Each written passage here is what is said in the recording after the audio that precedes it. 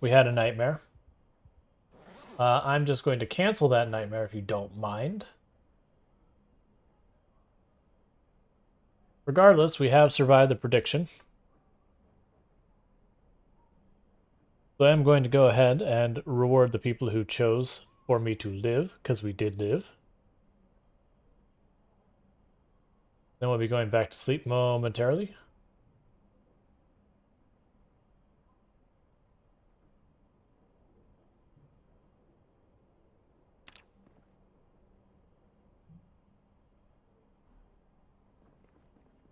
Okay.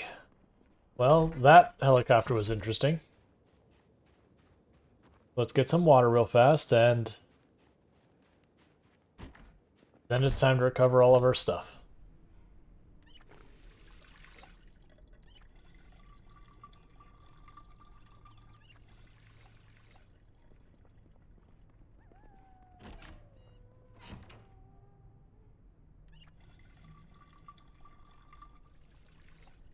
And put this bottle in the extra so we know when we're halfway through our water.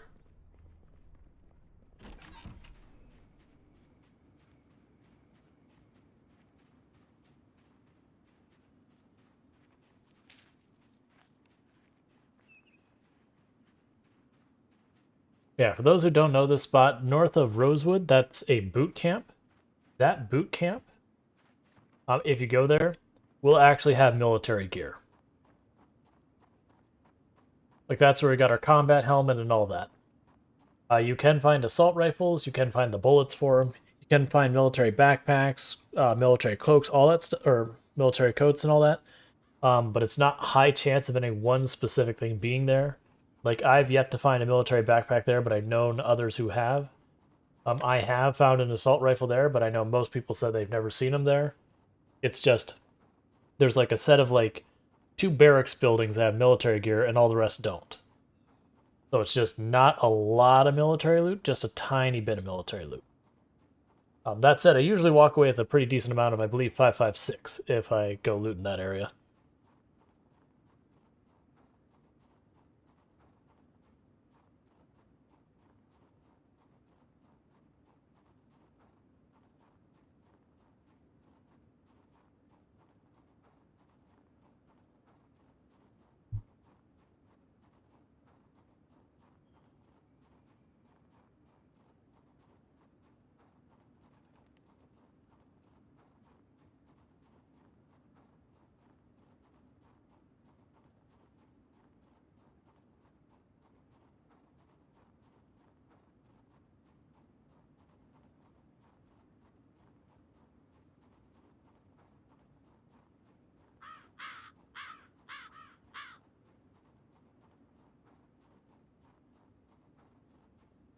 So, this is uh this is the reason you keep a screwdriver on you. Let this be a lesson. Because to clarify exactly what the situation was, is if you leave cars sitting for a long time during like the winter and that, the battery in the car will drain until you can't start the car anymore. You have to go and get a car battery charger to charge the battery and then put in the car. Which our truck actually has one of those in it.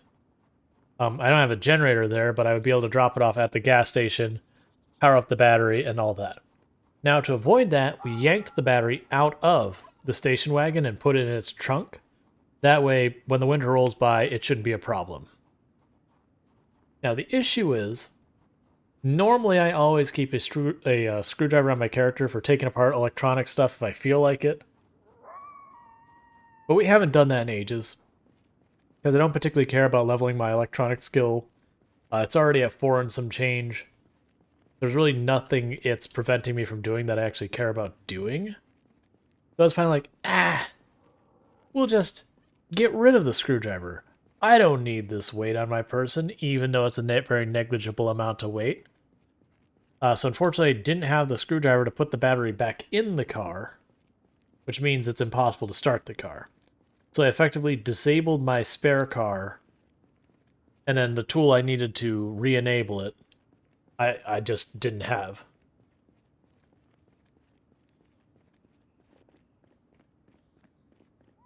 We're going to keep running a little bit. I probably shouldn't because that's going to make us sweat more. Possibly overheating us. And that's because I have too many layers on.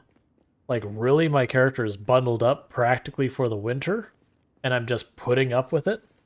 But it is not what I should be doing. Like, realistically, I should be losing, say, probably the army coat.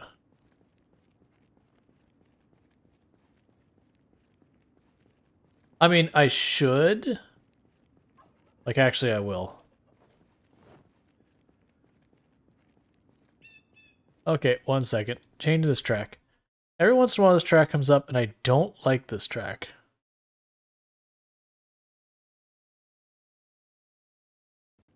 And the only reason I don't like is, like, the whole intro is just, like, the person's supposed to be, like, mumbling sweet nothings or whatever, but really it just sounds like someone going... Just like, oh, just music, please. Just music. I don't care.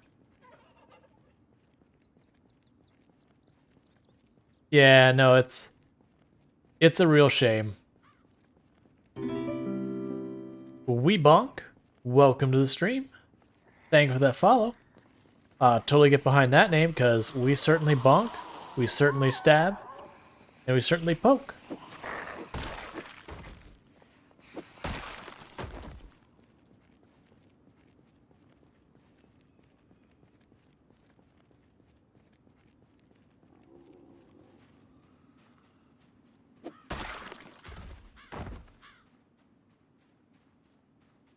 Okay, so we are just doing a quick run by on the bodies. We're not going to do, like, careful searching. But just see if we see a screwdriver. Yep, we are at 55,458 kills, and we are just about at the point of 1 year survived. We are currently running 16 times population, which is the absolute maximum population that Project Zomboid supports without mods. And we do have the helicopter to turn on to multiple times. The technical setting we have is sometimes, which ultimately equates to about 2 to 3 times a month. This last helicopter kind of screwed us. My preferred vehicle that I have been doing lots of maintenance on is currently in the middle of town, surrounded by zombies. Luckily not running. I had anticipated potentially being overwhelmed. I had not anticipated how overwhelmed we were going to be. But that's okay. It will neither be the first nor the last time this run that we get bullied away from our vehicle for a week. On often, I didn't... So it's faster, but it's still like... It's closer to just like 3 times a week. So what I found is most of the time... On sometimes it's about 8 to 10 days between helicopters. It can be a little bit longer from what I've seen, like depending on weather. And from what I believe, it's something like often it's something like 6 to 7 or 7 to 8 days, somewhere in there, like 6 to 8 days, somewhere in that ballpark. I haven't done often enough to really measure it out.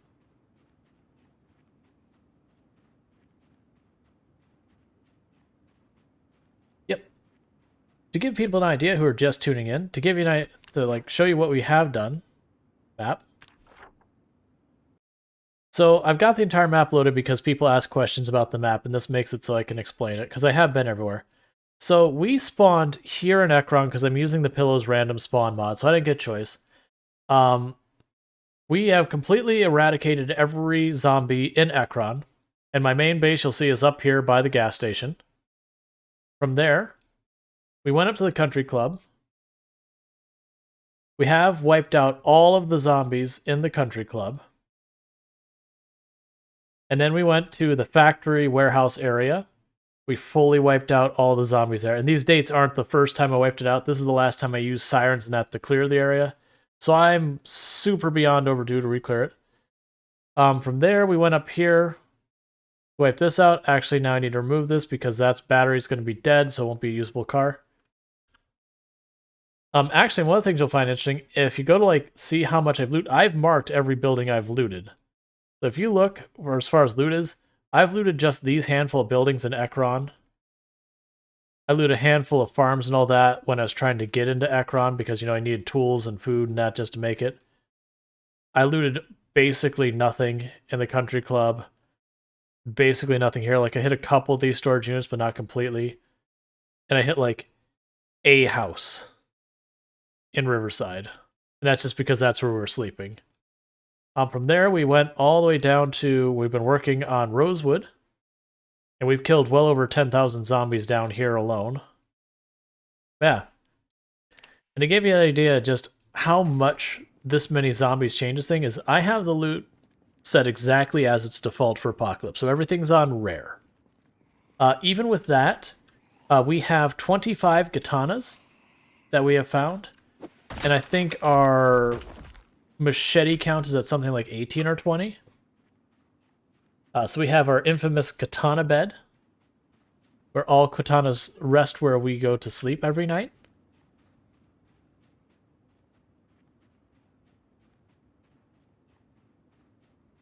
But yeah, so it's been a blast. Come on, you two. Come on. Yeah, and I've had people like, how are you getting so many katanas? It's like, well, okay, a year into the game almost. How many katanas do you typically find? Alright, multiply that by 16, give or take. Do the numbers roughly check out? And that's oversimplifying it, not actually super accurate. But the idea is there. It's like, yeah, I've killed an obnoxious number of zombies. If you take your odds of finding stuff and then you multiply it by that obnoxious number of zombies, you get more of all the things.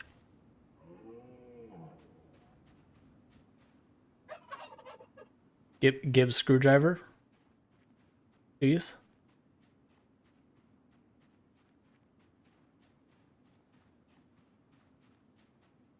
Oh man. So the most zombie corpses we've had in one area was in Riverside's main road. And let me describe it as you could only make out tiny little patches of the road under the corpses. It was one of the closest times we've come to dying was because there were so many corpses there that we actually were getting sick to the point of fever. Screwdriver, thank you.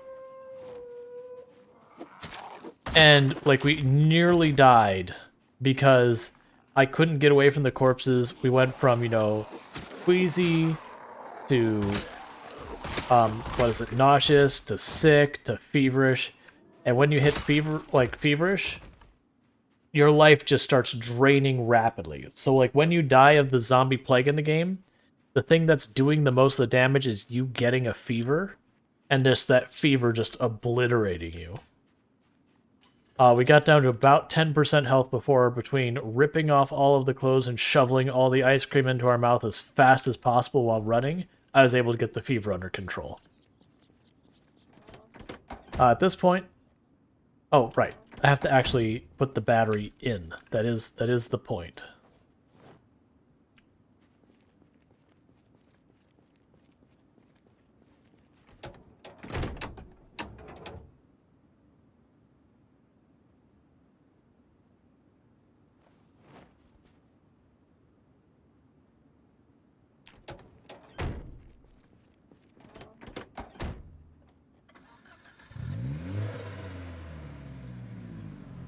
So yeah, this car's not in good shape. The hood is basically gone.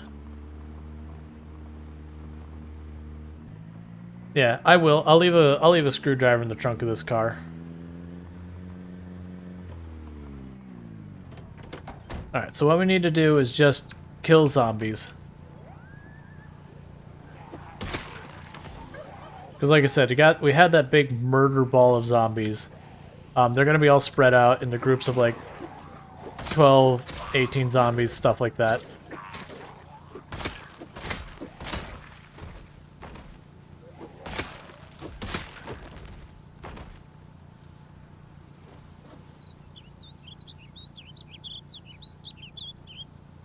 Alright, that'll be the last spear.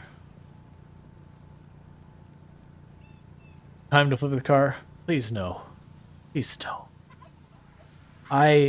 I do not want to walk all the way back to Ekron to get a spare.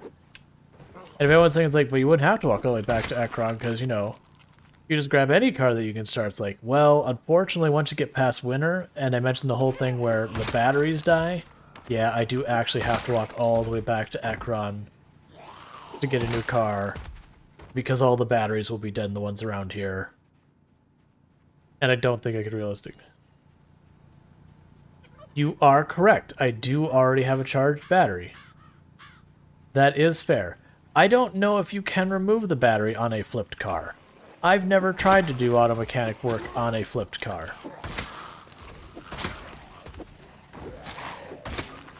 I'm assuming you can. I just don't know how it works.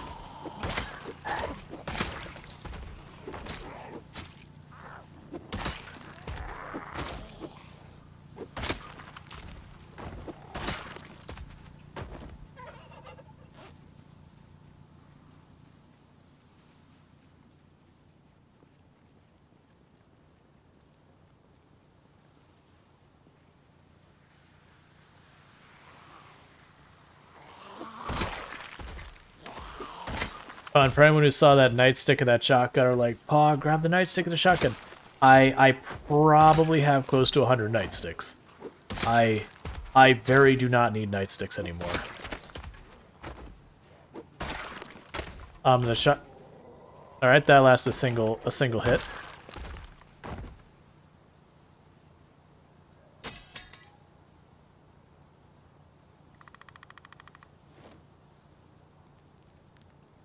Okay, there's one screwdriver. I'm going to saw a second one, and I'm going to grab it too.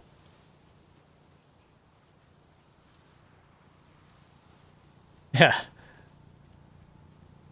Rusty Water says, I think you can work on... I'm adding in what the context. I think you can work on cars that are flipped. Jeff Kitten says, sounds like a good opportunity for some science. I mean, you're not wrong. And as long as we record the results, it is science. That is how that works. I mean, it doesn't mean it's good science, but you know. Actually, for sure you can. I did it before in another playthrough. Yeah, I would think you could. So long as you get to near the hood of the car, I think it would work. I mean, I wouldn't say all science is good science. Not in the sense of, like, the moral ambiguity of this stuff versus, like, doing properly planned experiments versus just, you know, I'm going to throw, you know, a cherry bomb in the toilet and then take a picture when it's done. It's like, well, that's great. That's pretty sloppy science. Like, you have recorded the results, you did a thing, and you recorded the outcome, so it's like, it is science. But, you know, you need to make sure you have repeatable results that have the exact same kind of thing.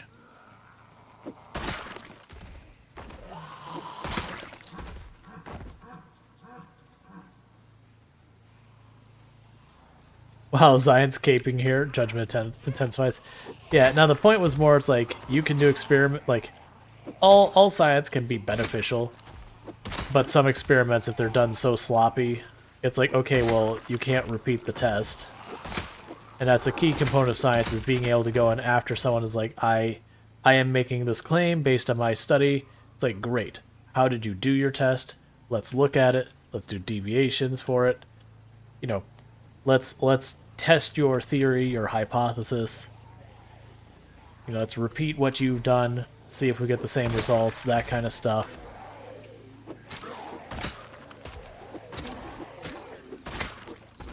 Because, like, you have lots of times where people make these, like, outrageous things, like, we've cured cancer with, you know, powdered sugar.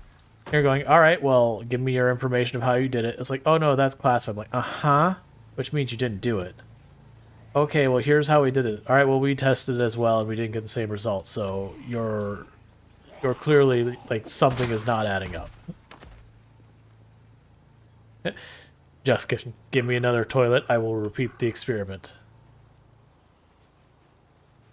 Yes, you can. Actually, I'll show you, if we find A now. Okay, so here's a perfect volunteer.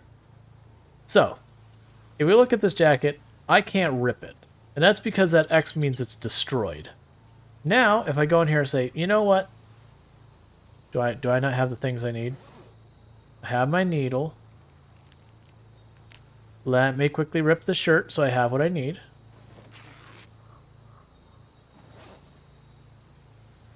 So now if I go in here and say, okay, let me patch one hole. Now because I have tailoring of 8 or higher, I can fix that. Now you'll notice it doesn't show as being destroyed. I can actually fully repair this like it's brand new. But because I have repaired it, I can now rip it for materials. Now that may not sound that impressive to you, but consider when you find a leather jacket that is considered destroyed and you want leather straps.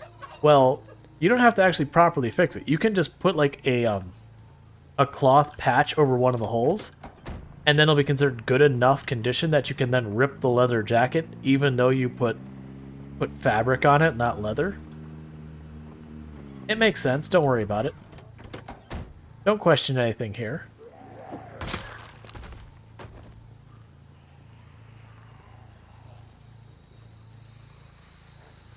Yes. If you are over tailoring 8, it will no longer be worn. It'll fix it.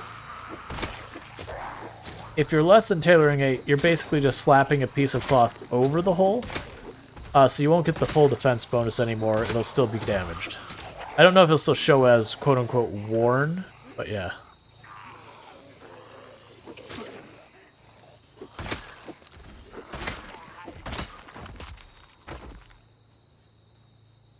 But yeah, it is a very useful thing, especially because one of the things you may not realize is as you get farther and farther after the zombie apocalypse breaks out, the amount of damaged and worn clothing you'll find just gets steadily higher and higher. I don't think it ever goes like everything is destroyed or anything like that, but it gets to the point that finding a piece of clothing that's not in terrible shape is kind of difficult. So it's good to know that you can do that kind of stuff to am I maxed out anything? Nah, here, in just a minute when I kill this group of zombies, I'll show you the skills, because I haven't shown those in a little while. I'm actually overdue to do my, you know what, I'll do my new player tutorial thing, because I usually do that 2-3 times a stream. Stop it. Lady, I'm going to have you volunteer real fast. I need you to fall down. So, before we start the rest of the tutorial, what I'm actually going to do, and now actually we'll do the entire tutorial with a zombie. So, if you're brand new to the game, the first thing I'd suggest you do before you go worry about anything else in the game is go here to your options. And you'll see under display, and what you're going to do is this area where you see cursor. We're going to start there. And the first thing you'll see is ISO cursor visibility. That should be on 50% by default. If it's not, you want to either 50 or 75%, and I'll show you what that is in a minute. Now, the next is show mouse cursor while aiming. This is a preference thing that I strongly encourage, but it is a preference thing. You don't need it. But when you're holding right mouse button, your mouse icon disappears and you see the ISO cursor, which is this bar with the circle to show where you're aiming. And sometimes switching back and forth, you can lose track of your mouse, and that will absolutely get you killed in a fight if you lose track of your mouse, because you won't know where you're aiming, you'll miss the zombie, and then you'll die. But the biggest one here is this aim outline. It starts on ranged. I recommend any weapon. Like if you only change one whole setting on any of this, it's that guy right there. And I'll show you what that is in a minute as well. And then the last one I'd recommend is if you end up where as you're playing a game and you're going for longer and longer runs with higher and higher body counts, you start noticing really bad performance issues. Look at your blood decals. Because what happens is every time you kill a zombie, it falls over dead, splat, blood. Cool. It kind of adds a neat ambience where you go into a hallway where you've had tons of fights with zombies, there's blood everywhere, and you're like, okay, I can come back to this place later, and it will still have all that blood splattered everywhere that I know, stuff went down in here. The downside is those blood splatters never go away, and you just get more and more and more and more of them. Eventually, it will become a performance implication no matter how amazing your computer is. So, if you do run into performance problems, consider turning that off or extremely low. Now, the ISO cursor. if you look, you'll notice this little circle with a line on it. You'll also notice it's about the same height as me, the character, which happens to be about the same height as the zombies. That's where I'm actually aiming. And unfortunately, because the zombie's on the ground, it's kind of ruining my little example here. Hey, stop it.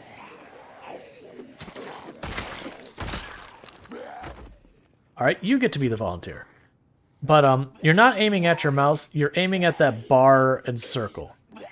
Now you'll notice, even if I put that bar and circle way over here, I still have that green outline on the zombie. You do not need to have it on top of the zombie, just in the general direction the zombie is relative to you. And I recommend not having it anywhere near you, because you'll notice it doesn't take much to just accidentally overcorrect and be facing the wrong way. And when you do that, suddenly you have your back to a zombie and you're dead. Now, as you've probably realized, I'm standing on this zombie, and it's not a threat to me. I can eat my salad. I would make a salad, because that's normally the gag I do, is they eat my entire salad, and then I make an entire salad while standing on the zombie. At this case, I actually have a lot of salad left, so I don't want to waste it. You get the idea. This zombie is not a threat as long as you or another zombie is standing on it, and it is not a crawler. Now, you'll also notice it has a green outline on it. That's that any weapon outline. That will tell me if a zombie is in range. So if I back up, it's out of range, in range. You get the idea. It'll also tell you which zombie you're going to hit, which can be really helpful because sometimes the zombie you're going to hit is not the one you expect. A perfect example is if you have a zombie that is a crawler that is the same distance away from you as a zombie that is getting up from being knocked down, you'll prioritize the one getting up most of the time, which to me is incorrect, because the crawler is a very immediate threat. It is about to bite your ankle and give you a bad time, whereas the one getting up, it's going to be a threat in like a second or two, but it's not quite there. So that's helpful stuff for that. Now, the next thing I'm going to go over is when you're talking about guns. I don't have a gun handy on my character. A lot of people try and play like Left 4 Dead, where you run and gun. This game severely punishes you for moving while shooting. If I wanted to shoot that zombie, I'd go, hey zombie, well this one, hold right click, aim at the zombie, wait till it turns green, and fire. And you can keep firing again and again afterwards. You don't have to aim right at, like if I'm aiming this way and they're all in range, my gun will naturally pop between them. I don't have to aim at each individual zombie. That's just, aim doesn't work that way in this game. It's just that they're in that direction from you.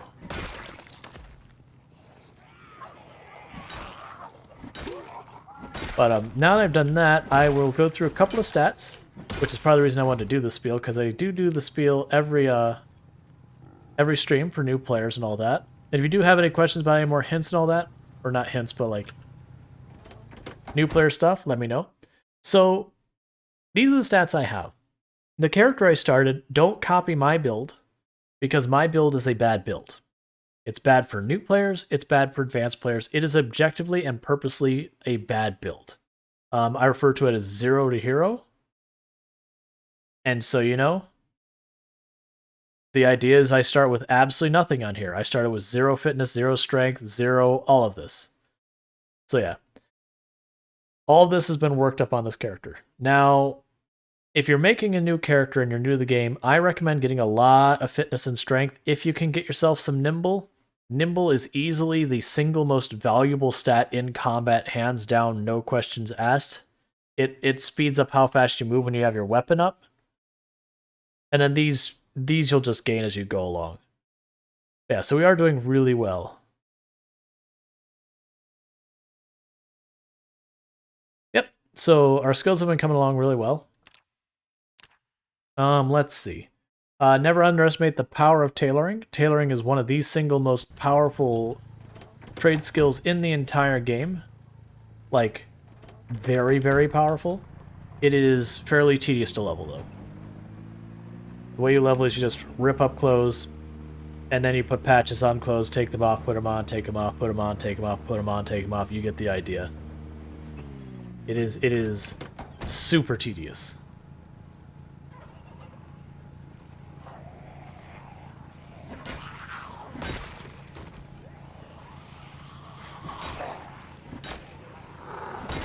I mean, you're probably going, okay, how do you train fitness and strength? You can exercise. That is one option. It's not a bad option. Just know any day you exercise, the next day you will be fatigued, exercise fatigue, which, depending on what exercise you do, will penalize your ability to fight, penalize your ability to run, stuff like that. And that can be dangerous. My character is, like, if I go to my regularity of exercise, it will be empty, because we exercised once at the very beginning of the game because we got stuck sitting indoors during a tropical storm. Since then, has not exercised since. Almost all of the fitness and strength I have the jungle gym that I call the zombie's face, and we work on it every day. We do our routine of smashing skull all day long, and you get pretty swole doing that after a while. Also carrying a decent amount of your max weight, I think it's like 40 or 60% or more, you'll gradually gain strength. Anything that uses stamina for the most part will help with at least one, if not both, your passives. They do level super slow, though. And I'll show you why Nimble is, like, give you an idea of why Nimble's so powerful. So let me... Are you dead? You're not dead. Alright, so here's our guinea pig. So you'll see I walk faster than the zombie. So you don't need to run. I will get away from the zombie, no problem. But once you hit, like, Nimble 2, I can do something else. Oh, no. Hang on, no. The zombie can't catch me as long as I'm moving, if I'm not swinging. If I swing, you'll notice there's a slight hesitation in my movement while you swing. Then the zombie can grab you from that. And that's from if you're backing straight away. If zombies come from behind you or the sides, good luck. But yeah, so that's one of the things that really will help you survive, is slowing down, realizing when you are and aren't in actual danger. Like, you see the horde coming, you go, oh god, there's like 50 zombies chasing me. Well, you can just walk away. Like, whatever stuff you're leaving behind, you know, your food, your weapons, that kind of stuff, you can survive a night without it most of the time. It's better to walk away, get yourself situated where you can properly fight, and then go back in.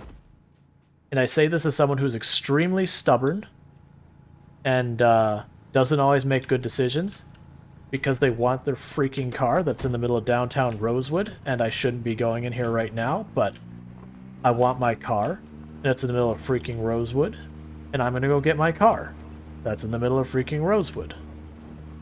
And that's just the way this is going down. It's the classic, do what I say, not what I do. I absolutely will sometimes give you the example of, here's the wrong thing to do at this time. I've done it many times on stream.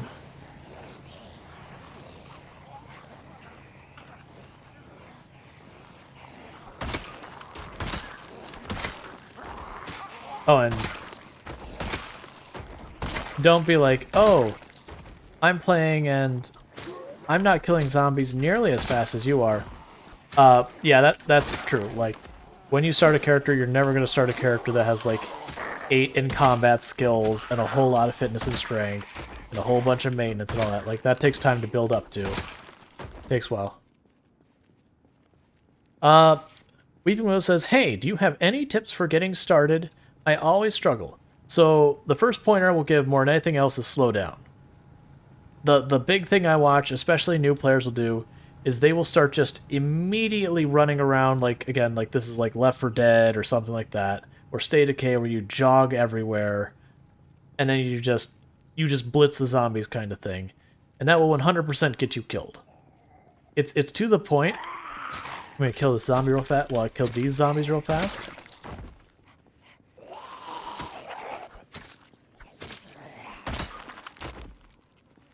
And it's not just me saying that. If I hit F1 to pull up, like, the guide they put in the game by the devs, number 2 on the list, don't run. And it will tell you all the reason you want to be careful about running. Like, running is something you do strategically for very specific purposes. You do not run always. So that'd be my first. And I realize it's not like a tip for survival. It's more of a tip how not to kill yourself. Because I see it all the time where you see people running everywhere. And it's just, sorry, that isn't the type of game this is. Can I get in here?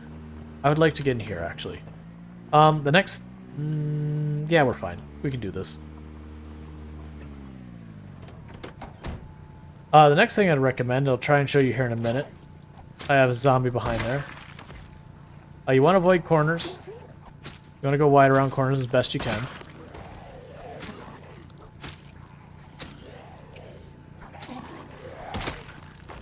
Because as you see, those zombies aren't showing up till they're around the corner. You also notice I'm not moving in to try and do more damage or anything. That's not a mechanic. I am trying to back away while stabbing at something. And the idea is if I mess up and I miss my stab and I'm backing away, I'm probably going to step out of the range of the zombie being able to grab me from my missed stab if I'm already in motion away. But you'll notice, as best I can, I try and keep them lined up so that it's almost like they're lining up to get my autograph. They're doing a pretty crappy job at the moment. But, like, I am trying to keep them lined up as best as possible. You want to, as much as possible, keep the zombies lined up to you. You never want to fight them if they're perpendicular to the way you're facing. So, like, I'll show you in a moment when I'm not fighting. And the reason for that is, you'll notice, when I'm hitting a zombie, the other zombies nearby are not slowing down. Like, why would they? If I fight a big row of zombies, and I hit the one in the middle, the other ones are just going to overwhelm me. You do always want to be backing up when fighting. Is there ways to lock items in a bag so they don't get moved around by transfer all? Yes, there is. I will show you that as well.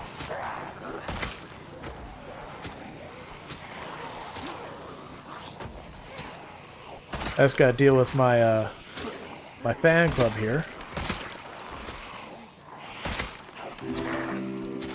Thing of the follow, Weeping Willows, welcome to the stream. But yeah, and never be afraid to ask questions. I actually used to produce interactive courses for teaching software development and have taught college courses in the past. I'm used to teaching. It doesn't bother me teaching. I actually very much enjoy it.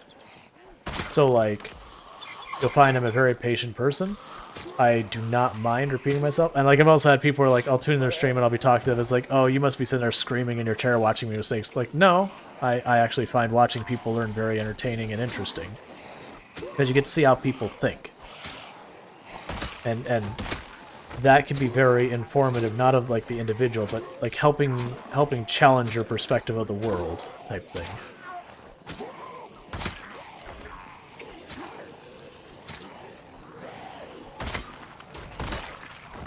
It can also come up with all sorts of new ideas because someone else will solve something in a different way you did, and even if it's like, okay, well, that's not as efficient as what I did, but that gives me new options that I might be able to work with that might situationally be better, or may even just be better because they didn't get taught by the same people kind of thing.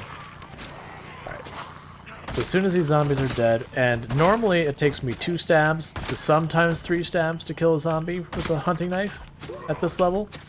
But because we are tired, we are taking a severe damage penalty on the damage we do. Alright, so let me catch up with chat. Alright. Let's see. Is there a way to lock stuff in your bag? Alright, so let me show you. So you notice how this water bottle has a star on it? If I were to hit transfer all, it wouldn't drop. So I can actually go... I can't go while paused. Without being paused, I can go here. Alright, favorite. Now that that's favorite and I hit transfer all, it should not drop it like into another thing. Yeah, and that, for the record, technically not a college professor. Just don't want to take a title I don't have. It was an adjunct instructor, but at the college level. I taught A+ certification, PC repair, advanced PC repair. And I did that while I was a teenager. Because... right place, right time, mostly. And I've always had a knack for breaking down technical things to terms that non-technical people could understand. Or I shouldn't say non-technical. People still learning the technical and the concepts would understand. What do I do now? I'm actually on sabbatical as of, like, it's been, what, a couple weeks now? But yeah, I was producing the interactive courses to teach software development for a good long time, a little over 6 years. And said, you know what? I have been working non-stop, full-time, often multiple jobs at the same time for well over 20 years. I would like a break. And so I took one. In the meantime, I've just been streaming, and it's been going pretty well.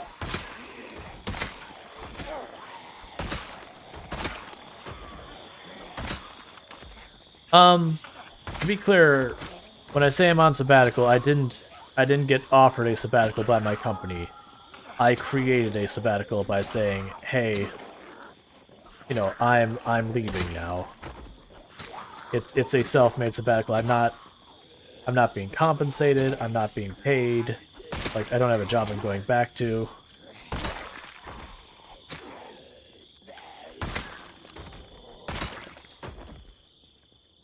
Gotcha.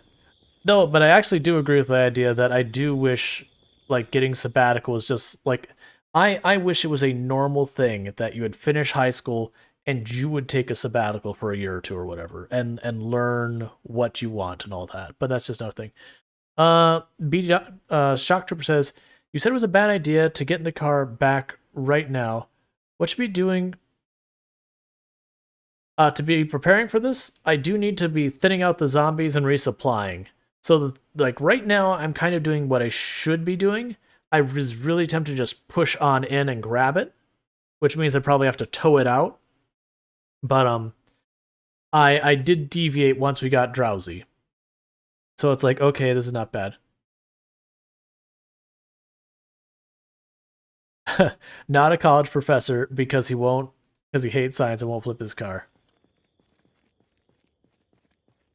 Yeah, no, I think we should do a lot more actually trying, because it takes a while, like, when you go into college immediately after high school, you know, you're expected to declare your major, do all that kind of stuff,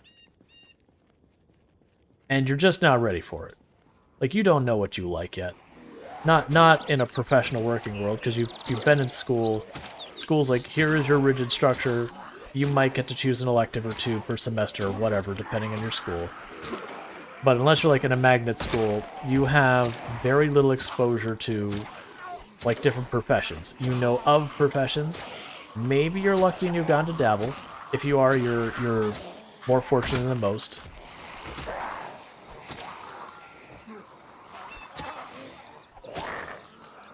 Yep. And, like, for me, like, my journey in college was I went in with the original plan of being a computer graphics animator. I got about 2 years into that degree, realized while I loved drawing and I loved doing computer graphics, the moment someone else was calling the shots of what to make, I did not love it very much. And so I was like, okay, realistically, I'm not going to be able to work in this field. I'm going to loathe every day of my job. So that's something that's going to have to change.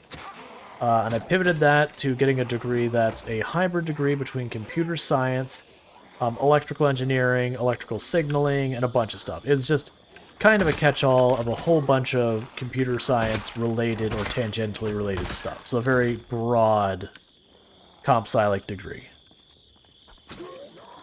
At that time, I actually thought you had to be absolutely off your rocker if you wanted to be a software developer, that you had to be like a special kind of person to want to do that. Worked in IT, did network administration, and then found that software development is actually pretty awesome. Like, making the computer do the things that you don't want to do, pretty sweet if I'm being honest. And ended up just becoming more and more in the software dev side of things. Alright, this isn't good that they're in here. And then at this point I've done, how many years experience do I have in software dev now? It's over 15. 16 or 17 years? So yeah, so I've been doing software dev little while. A couple of days maybe.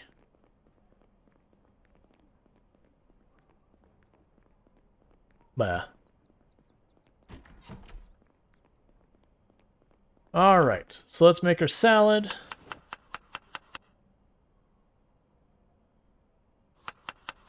Artem says, I started computer science and quickly learned that I love computers as a hobby and hate them as a career. That happens. Moved to psychology and became a social worker. Yep. And that's the reasons why I do wish we did, like, again, like a sabbatical thing. Where there just was an expectation that you have to make your life decisions at that point. Because, again, you don't know. And thank you for the follow, Lonesome Cowboy 91. I missed that one. My apologies. Welcome to stream. And thank you for the follow, Ellen Mentalist. Welcome to stream. Is that a like, are you? Is it just that you randomly happen to have the name Ellen Mentalist as a name, or is that a gag on Ennis? It's cool either way. I have had one or two people who have created like secondary accounts with fun names just to tease, and that's the only reason I ask. Thank you for the follow, RDM Prime. Welcome to the stream. All right, and I was just fast forwarding time a little bit, so that way when we went to sleep and we woke up,